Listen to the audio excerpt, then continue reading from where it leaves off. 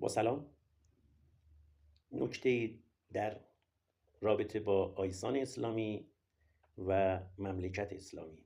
تشابه این دو آیسان که بدین سان لقبش اسلامی است، از دید منش شهره او انسانی است.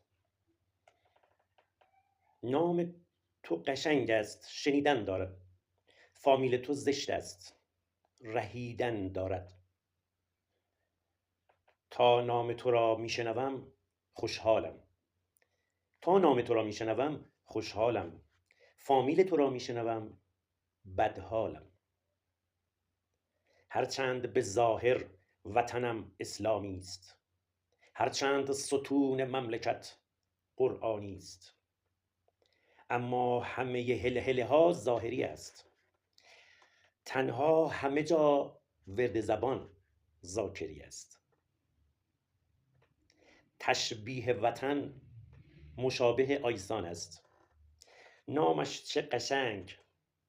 آیسان نام قشنگیه، نامش چه قشنگ، شهرتش ویران است.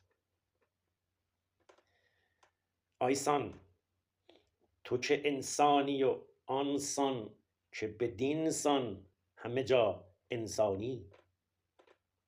آیسان تو که انسانی و آنسان